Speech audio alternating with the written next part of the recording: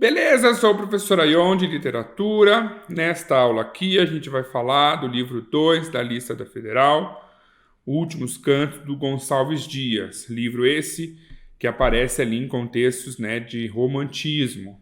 Então, bora começar a nossa conversa aqui sobre os últimos cantos do Gonçalves Dias. A gente precisa lembrar de saída, vou até que Últimos Cantos, ele tá, além de estar afiliado à questão do romantismo, está afiliado não só à questão romântica, mas à primeira geração do romantismo.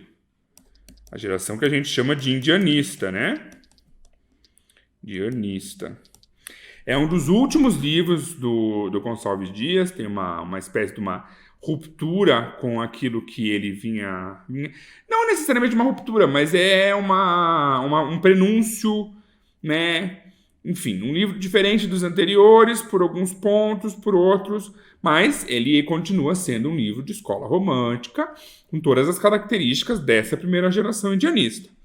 Esse livro está dividido nas poesias americanas, percebam lá que eu coloquei, não está todos, é só um trechinho do índice, Você tem as poesias americanas, aí você tem poesias diversas e você tem os hinos.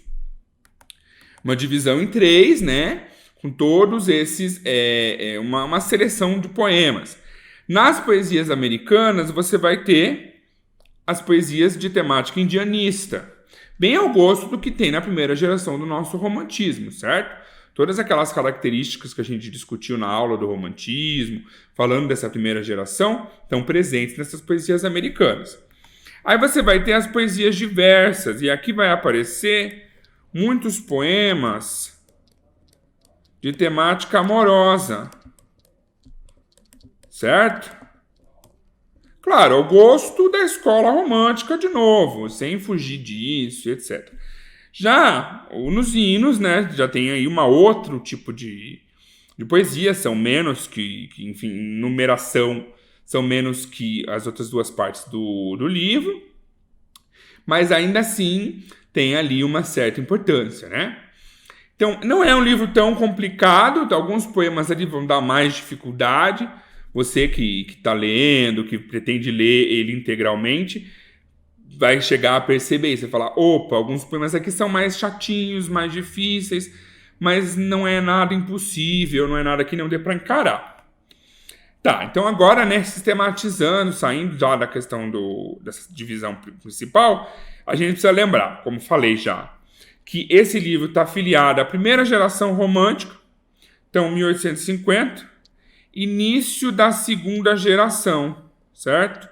Que se inicia próximo a essa data aqui. Sempre lembrando que as datas são meio flutuantes no estudo da literatura. Beleza, tá. Início da segunda geração significa que esse é um livro ali de finais de carreira, vamos colocar assim, do Gonçalves Dias, finais de primeira geração indianista. Então é um livro de transição, Vai ter poemas mais sentimentais e efusivos, dentro da temática romântica, evidentemente. Ele tem uma ruptura total com tudo que ele... Não, ele continua sendo um livro romântico, pensado, escrito por um representante da escola romântica e por aí vai. Então, um indianista, como falei, é um livro de temática indianista, reunião de vários poemas, aí a divisão que a gente já falou, Poesias americanas, poesias diversas e os hinos. E é um poema de temática indianista que vai enaltecer, exaltar a bravura dos índios, tá? O índio aqui, ele vai ser exaltado. Vocês vão ver porque já, a hora que a gente estiver falando mais especificamente de alguns poemas em específico dentro desse poema.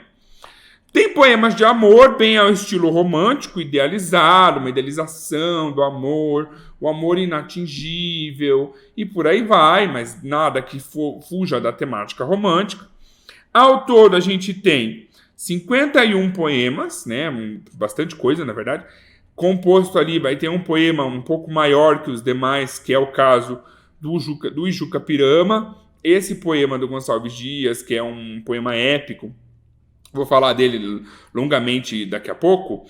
Esse poema épico do Gonçalves Dias, do Juca Pirama, ele tem 10 cantos, então é um poema bem maior, cheio de problemáticas impostas a ele próprio, certo? Ele está incluso aqui nesse livro Últimos Cantos, do Gonçalves Dias, mas ele não necessariamente, ele sobrevive sozinho fora do livro, porque é uma história bem maior, né? Uma colocação de falar do índio e o papel do índio e tudo mais. Já foi publicado sozinho.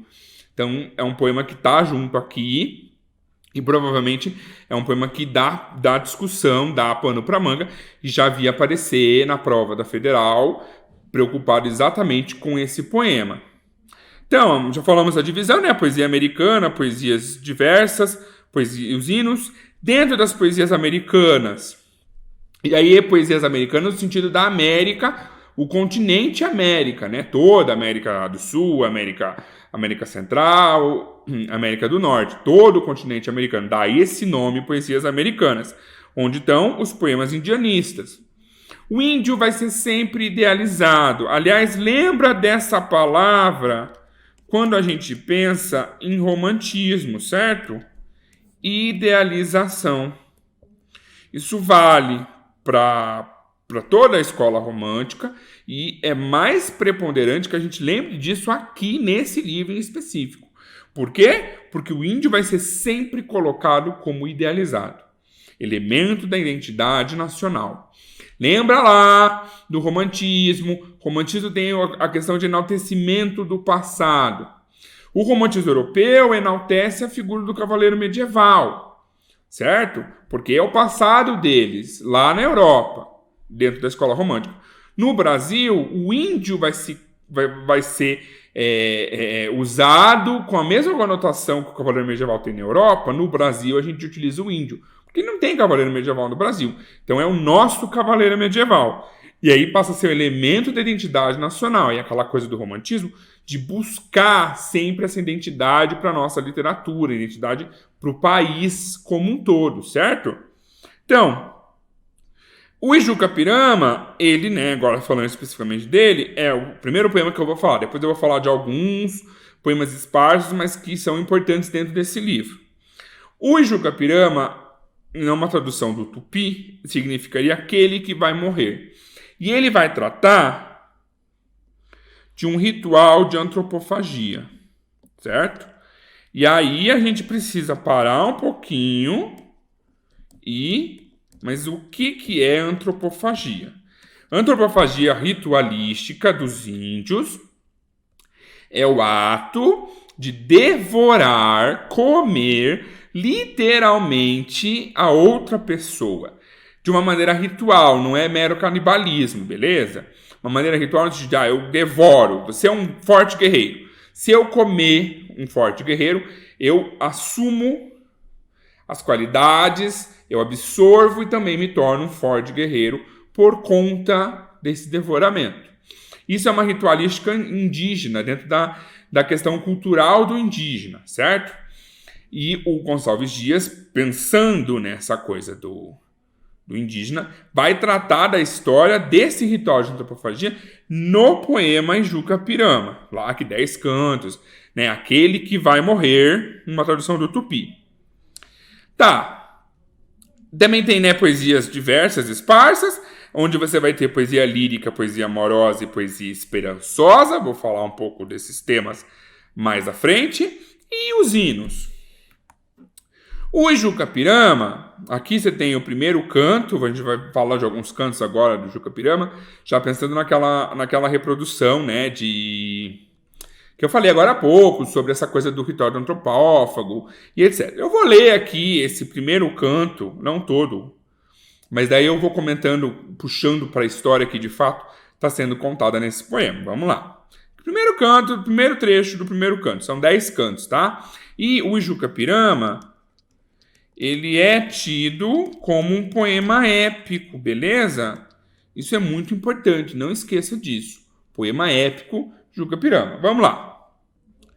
No meio das tabas de amenos verdores, cercadas de troncos, cobertos de flores, perceba a marcação, né, desse ritmo do poema, certo? No meio das tábuas, de amenos verdores, cercadas de troncos cobertos de flores. Perceba essa contagem de sílabas poéticas, a métrica por trás dele.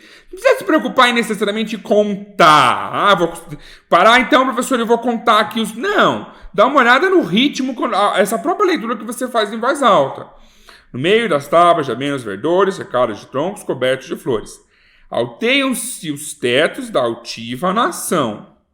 São muitos seus filhos dos ânimos fortes, temíveis na guerra que em densas coortes assombram das matas a imensa extensão. Você tem, Helena, 8 cestilhas de versos em decassílabos, mas é um ritmo lento e bem marcado, certo? E aí, conteúdo é uma descrição dessa natureza exuberante e vai caracterizar os timbiras, certo? A tribo lá dos timbiras e etc. São rudos, severos, sedentos de glória. Já prélios incitam, já cantam vitória. Já meigos atendem à voz do cantor. São todos timbiras, guerreiros valentes. Seu nome lá voa na boca das gentes, condão de prodígios de glória e terror. Então está falando dessa primeira descrição da natureza, né? E a caracterização dessa tribo indígena, certo? Então você tem aqui nesse primeiro tampo. Vamos pular essa estrofe aqui e vamos para a seguinte. No centro da tábua se estende um terreiro, onde ora se aduna o concílio guerreiro, da tribo senhora das tribos serviço. Os velhos sentados praticam doutrora, e os moços inquietos, que a festa namora, derramam-se em torno do índio infeliz. Tá, então já vai apresentar lá, né, qual que seria esse índio infeliz. Aí, continua o primeiro canto. Perceba que trocou o conteúdo, mas ele manteve a mesma forma. Isso vai acontecer ao longo de todo o Juca Pirama? Não. Quando troca, é muito comum trocar o conteúdo e trocar a forma dentro desse poema. Já vocês vão ver melhor. Vamos lá continuar nesse primeiro canto. Quem é? Ninguém sabe, seu nome é ignoto. Sua tribo não diz de um povo remoto. Descende, por certo, de um povo gentil. Assina na Grécia o escravo insulano. Tornava distinto do vil muçulmano. As linhas corretas do nobre perfil. Por casos de guerra caiu prisioneiro. Nas mãos dos timbiras no extenso terreiro. E aí eles vão começar a preparar esse índio para o ritual antropofágico. Certo? Depois, dá uma olhada com calma em todos os cantos. Não vou focar muito agora, para a gente poder falar de mais coisas desse livro. Mas, dá uma olhada com calma depois. Quando você estiver lendo integral, você vai sentir a diferença. Aqui eu vou falar mais da questão enredo dessa narrativa, certo? Beleza, então a gente tem aqui primeiro uma representação da natureza do índio. Essa tribo que, né, a tribo que pegou esse índio e está preparando o guerreiro tupi para o ritual antropofágico, certo? Esse índio que é o protagonista da história. Segue o bonde. Segundo canto. E aqui trocou o assunto e trocou o esquema. Se no anterior é no versos endecassivos, aqui você tem um esquema métrico variado e são 10 quadras, certo? E aí eles começam uma descrição desse festim antropofágico.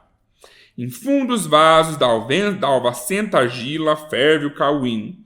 Enche-se as copas, o prazer começa, reina o festim. E aí, claro, a história vai continuando, mas perceba, troquei o assunto, tô falando de outra coisa, eu vou trocar a métrica dentro do mesmo poema, dentro dos mesmos cantos do poema, certo? Isso acontece por todo o Juca Pirama. Tá, indo agora para a questão enredo, né? Deixando um pouco de lado a forma. O que acontece? Quando, de fato, o ritual antropofágico vai começar, esse índio se desespera. Ele chora. Ele começa a chorar desesperado, porque não posso, porque não dá lá, cadê? Contudo, os olhos de ignóbil pranto secos estão, mudos lábios não desceram queixas do coração. Mais um martírio que encobrir não pode, em rugas faz a mentirosa placidez do rosto, na fronte audaz. Que tens, guerreiro, que temor te assalta, no passo rendo, honra das tabas que nascer te viram, folga morrendo. A gente está diante, na verdade, o Juca-Pirama é uma história de amor filial, certo? Ele tem um pai, que é um índio, esse grande guerreiro, que é o protagonista, esse índio, ele tem um pai, e aí ele começa a chorar em presença da morte, porque o pai vai ficar sem alguém para cuidar dele. Esse pai não... E aí esse índio começa... Quando ele chora, os demais índios da tribo olham e pensam, então ele não é esse guerreiro poderoso que a gente imagina que ele é. Então não vale a pena a gente manter o ritual antropofágico, devorar, porque ele não é um guerreiro forte. E aí ele volta para casa e o pai descobre, né, toda essa situação, fica putíssimo da cara com esse personagem, fala, mas espera aí, você chorou diante da presença da morte, meu filho não és. Choraste na presença do meu filho, não és. E aí ele renega o filho, fala que aquilo é um absurdo, que não já se viu. E aí, beleza. E aí, então, para poder restaurar essa ordem, restaurar que ele é um guerreiro forte, aí ele volta lá e se deixa devorar dentro da tribo indígena. Ele antes mostra que ele é um grande guerreiro, né? Ele faz lá umas acrobacias bem loucão, para mostrar que ele é um forte guerreiro, e aí ele tem que ser devorado, porque é uma honra ele ser devorado, porque isso mostra que ele é um forte guerreiro, né? Então o poema vai terminando já com esse pensamento mesmo, de que, não, ele se deixa devorar. No final do poema, pensando nessa relação passado-presente, no final do poema, anos depois, um velhinho, está contando para as crianças lá da tribo, né, anos depois, um velhinho que era um dos índios que estavam lá no ritual antropofágico anos antes. E aí ele começa a contar que, olha, vocês tinham que conhecer esse guerreiro, foi o guerreiro mais forte que eu já vi, ele era maravilhoso, ele derrubou tudo, etc. Olha isso, como pode? Porque é uma coisa forte. E aí os meninos, né, falam, E aí o menino, esse índio mais velho, que na época era apenas um índio jovem, que estava lá no ritual antropofágico, ele fala, não, mas se alguém duvidava do que o índio contava, ele falava, meninos, eu vi, eu estava lá. Então essa coisa da representação da cultura indígena muito forte nesse poema, e não só da questão da cultura indígena, mas toda essa problemática que envolve essa coisa do passado glorioso, pensando no futuro, dentro da temática romântica, certo? Você tem, então, um poema que muda a métrica de acordo com a história, muitas vezes. Um poema de 10 cantos, um poema épico, que vai falar dessa questão indígena, certo? Um poema grande também, dentro dos últimos cantos do Gonçalves Dias. Indo para frente, alguns poemas aqui, que eu vou tratar mais longamente agora, alguns poemas importantes dentro desse livro, certo? Primeiro, você vai ter o Leito de Folhas Verdes, que retrata um casal indígena. Aí você tem o Marabá. O Marabá, eu já vou ler ele todo, é um poema bem interessante com essa temática, porque ele trata de uma índia que é meia índia, né, é uma índia mestiça, e ela é rejeitada pelos índios porque ela é mestiça, e pelos brancos porque ela é mestiça, ela é Marabá.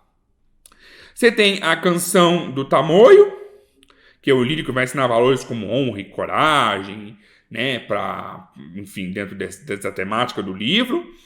O Hagar no Deserto, que recria um episódio bíblico, tem até um trecho da Bíblia na epígrafe, e também aparece, né, poemas românticos e sempre o enaltecimento da figura do indígena. Esses poemas românticos dentro de todo esse livro do Gonçalves Dias. Vamos falar um pouquinho agora do poema Marabá. Esses poemas do slide anterior, fica aí de dica principal para dar uma olhada neles. Eu sei que você vai ler o livro todo, mas dá uma olhada nesses poemas específicos. Dá uma relida, vê bem o que tem neles, porque são poemas mais importantes dentro desse livro. O Marabá, vamos lá. Eu vivo sozinha, ninguém me procura. Acaso feitura não sou de Tupá? Se algum dentre os homens de mim não se esconde, tu és, me responde, tu és Marabá. Meus olhos são garços, são cor das safiras, têm luz das estrelas, têm meigo brilhar. Imitam as nuvens e o céu anilado, as cores imitam das vagas no mar. Né? Não vou ler todo ele, percebam lá no outro slide. Aqui. Se ainda me escuta meus algos delírios, és alva de lírios. Sorrindo responde, mas és Marabá. Então ela não é aceita, essa índia, nem pelos índios, porque ela é mestiça. Então ela é metade índia, metade branca. E ela também não é aceita pelo homem branco, porque ela é metade índia, metade branca. Então ela vive ali perdida, certo? É uma discussão até de questão de mestiçagem que o Gonçalves Dias está falando, dentro da representação do índio, dentro da nação brasileira, certo? Olha lá. Meus loiros cabelos em onda se anelam. O oiro mais puro, mas não tem seu fulgor. As brisas nos bosques de o ver namoram, de os ver tão formosos como um beija-flor. Mas eles respondem, teus longos cabelos são loiros, são belos, mas são anelados, tu és Marabá. Vou lá para o último estrofe. Jamais um guerreiro da minha arazóia me desprenderá. Eu vivo sozinha, chorando mesquinha, que sou Marabá. Então ela vive lá, isolada do restante do mundo, porque ela não consegue se encaixar nem no amor, nem dentro daquela sociedade. Por quê? Porque ela é Marabá e ela é uma índia mestiça, certo? Então, um poema muito importante desse livro para a gente pensar nessa discussão que o Gonçalves Dias está trazendo. Indo para frente, a gente tem o leito de folhas verdes. Vamos lá. Por que tarda, Jatis, que tanto a custo? A voz do meu amor move teus passos. Da noite a viração movendo as folhas. Já nos cimos do bosque rumoreja. Sejam vários ou mantes, lago ou terra. Onde quer que tu vás, ou dia ou noite. Vai seguindo após ti meu pensamento. Outro amor nunca tive, és meu, sou tua. Não me escutas, Jatir, nem tardo acordes. A voz do meu amor que em vão te chama. Então a Índia preparou esse leito de amor para esse casal, mas o Jatir não chega, não virá. Né? A voz do meu amor que em vão te chama. Sempre essa coisa da idealização dessa figura do índio. E muita coisa desse índio, né, personificado, esse índio que ele existe, ele é um índio real dentro desse universo, mas é um índio idealizado, certo? E a história é vivida por eles. Indo para frente, aqui já tem um poema que não é de temática indianista, né, que é o Como Eu Te Amo. Como se ama o silêncio, a luz, o aroma, o orvalho numa flor. Nos céus a estrela, no largo mar a sombra de uma vela, que lá na extrema do horizonte assoma. Então você percebe, é um outro tipo de poema, esse Como Eu Te Amo, e aí ele vai discutir a questão amorosa, né? Lembra que eu falei que tem vários poemas de temática amorosa dentro desse livro? Assim eu te amo, assim, mais do que podem dizer tu os lábios meus, mais do que vale cantar a voz do trovador cansada. O que é belo, o que é justo, santo e grande. Amo em ti por tudo quanto sofro, por quanto já sofri, por quanto ainda me resta sofrer. Por tudo eu te amo. Sim, eu te amo, porém nunca dos meus lábios saberás. Que é fundo como a desgraça, que o pranto não adelgaça, leve qual sombra que passa ou como um sonho fugaz. Então, aquela coisa do amor idealizada, não necessidade de vivenciar necessariamente o amor. Eu te amo, mas dos meus lábios nunca saberás. Que é a coisa do sofrimento, bem ao gosto da escola romântica, com a idealização e etc. Pensando, né, nesse poema. Beleza, vamos lá. Só pra gente voltar um pouquinho aqui. A gente lembrar. São 51 poemas, né? Eu selecionei alguns aqui que eu acho que são importantes você dar uma olhada mais específica. Esse livro, né, dos últimos cantos do Gonçalves Dias está ali, tem os primeiros cantos, onde está a Canção do Exílio, aí tem os segundos cantos, é o terceiro é um dos últimos livros do Gonçalves Dias, de poesia. Então, já no finais, né, transição da carreira do Gonçalves Dias. Primeira geração romântica, né? Falamos disso. E esse livro é dividido em 3 partes. Poesias americanas, poesias diversas. Nas poesias diversas estão as poesias amorosas e os hinos. Nas poesias americanas, percebam lá nesse pedaço do índice, também tem o Gigante da Pedra, a Mangueira, todos os poemas de temática indianista. Sempre com essa mesma puxada que a gente viu, né? No Leito de Folhas Verdes, essa coisa da idealização do índio e por aí vai. E agora, para finalizar, né, nossa aula aqui, acho que é legal a gente fazer exercício. Vamos lá. Esse exercício da Federal, vamos ver como é que isso aparece na prova, certo? Essa leitura dos últimos cantos. Sempre lembrando que eles esperam leitura integral de todas as obras, né? A respeito dos poemas que compõem o livro Últimos Cantos, do maranhense Gonçalves Dias, assinale a alternativa correta. O nacionalismo romântico se expressa no antológico poema Canção do Exílio, que abre o livro com um tom laudatório. Nosso céu tem mais estrelas, nossas várzeas têm mais flores, nossos bosques têm mais vida, nossa vida mais amores. Tudo aqui está certo nessa alternativa, certo? Qual que é o problema? O poema não é dos últimos cantos. O poema está nos primeiros cantos, não está nesse livro do Gonçalves Dias. Então, por isso, essa aqui já torna-se falsa. B. O embate entre as tribos indígenas com a consequente prisão de um guerreiro é narrado em Juca-Pirama, um poema marcado pela variedade métrica. O prisioneiro cuja morte anseiam sentado está.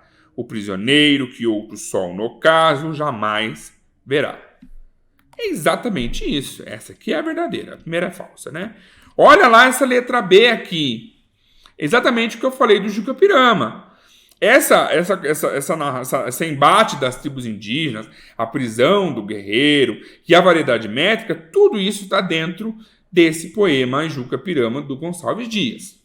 Letra C. A pureza racial dos indígenas brasileiros é exaltada no poema Marabá. Não, a gente acabou de ver que não tem nada a ver. Não existe uma pureza racial a ser exaltada no poema Marabá. Ao contrário, ele fala da mestiçagem racial. Já é falso aqui. Vamos ver o restante. Por meio da descrição da personagem título. Eu não vou nem ler o trecho ali, porque a gente já percebe ali que essa letra C ela está invalidada, porque não tem essa pureza racial dentro do poema Marabá, certo? Lá na letra D, o aspecto fúnebre das lendas românticas é representado no poema O Gigante de Pedra. Não tem aspecto fúnebre nessas lendas românticas, né? E também não é a representação dentro do Gigante da Pedra. O gigante orgulhoso, de fero semblante, num leito de pedra lá jaz a dormir. Em duro granito repousa o gigante que os raios somente puderam fundir. Então não tem um aspecto fúnebre, não é essa questão de um aspecto fúnebre de lenda romântica nessa letra D. Também é falsa. Letra E. O lirismo romântico prefere temas delicados, como as brincadeiras inocentes da criança em Mãe d'Água. Minha mãe, olha aqui dentro, olha a bela criatura, que dentro da água se vê. São douros longos cabelos, gentil a doce figura, airosa leve a estatura. Olha, vê no fundo d'água, que bela moça não é. Não está falando sobre brincadeiras inocentes de criança, e sim sobre uma lenda em questão indígena, certo? Também é falsa por conta disso. Além disso, meio questionável a gente falar ali, né? O lirismo romântico prefere temas delicados. Não necessariamente. O lirismo romântico vai tratar de temas indelicados, vamos usar essa palavra, de temas que não são, né, os favoritos dessa questão delicada, falando de outras questões. Já por isso também tornaria-se essa letra E invalidada. Então a resposta aqui é letra B, certo? Desse exercício da Federal dos últimos cantos do Gonçalves Dias. Aí a gente tem mais um exercício aqui, né? Inclusive porque a gente aproveita e também vê mais alguns poemas, pensando nessa leitura aqui integral. Segundo Antônio Cândido, Gonçalves, esse também aqui é da Federal. Gonçalves Dias é um grande poeta, em parte por encontrar na poesia o veículo natural para a sensação de deslumbramento ante o novo mundo. O seu verso, incorporando o detalhe pitoresco da vida americana no ângulo romântico e europeu de visão, verdadeiramente criou, uma convenção poética nova. Esse coquetel de medievismo, idealismo e etnografia fantasiada nos aparece como construção lírica e heróica, de que resulta uma composição nova para sentirmos os velhos temas da poesia ocidental. Então, é no Formação da Literatura Brasileira, né? Um livro do Antônio Cândido, famoso por esse estudo de literatura no Brasil. Considerando o texto citado e a leitura integral dos últimos cantos de Gonçalves Dias, assinale a alternativa correta. Letra A. A representação dos povos indígenas descreve as tradições coletivas dessas comunidades, mas pode, por vezes, apresentar os sentimentos individuais particulares de alguns de seus membros. É exatamente isso. Por mais que ele fale dos índios numa questão geral, no livro todo, nas poesias americanas principalmente, ele também vai falar sobre os sentimentos individuais particulares desses índios, certo? Então já matamos a resposta aqui na letra A. Vamos ver por que as demais são falsas. Letra B. Gonçalves Dias demonstra em sua poesia americana o interesse de se distanciar da tradição indianista. Não. Em momento nenhum, o Gonçalves Dias vai se distanciar da tradição indianista em toda a obra dele, certo? Já é falsa por causa disso. Apresentando temas universais nos quais o gosto pelo exótico e pela tematização do nacional não deveria predominar. É exatamente o contrário. Ele vai falar dessa questão do exotismo, da natureza e da tematização do nacional do Brasil, certo? Não à toa, a Canção do Exílio, que embora não esteja aqui nesse livro, é um poema tão famoso que foi parar no nosso hino nacional. A C também é falsa. Letra D. O emprego exclusivo de poemas cuidado com esse tipo de afirmativa em questão de literatura. Exclusivo. Não tem só poema narrativo, certo? O poema narrativo longo principal aqui é o Juca Pirama, mas não só tem poema sim. O emprego exclusivo de poemas narrativos longos demonstra que o livro pretende ser uma epopeia que cultura os valores heróicos e descarta a expressão lírica amorosa. Tudo mentira. Não descarta a expressão lírica amorosa porque existem poemas de temática lírica amorosa e não é só poemas narrativos longos, certo? A D já é falsa a partir daqui. Letra E. A diversidade de temas e de modelos formais se contrapõe ao emprego da mesma medida métrica em todos os poemas. Falso de novo. O próprio Juca Pirama, do qual eu falei, tem uma variação métrica ao longo de todos os 10 cantos. Então não tem nada de... todos os poemas têm a mesma variação métrica. Ao contrário, eles variam até que bastante dentro desses poemas dos últimos cantos. Então a E também é falsa, certo? Então é isso dos últimos cantos. Espero aí, que esteja caminhando com seus estudos. E nos vemos no próximo vídeo. Um abraço e até lá!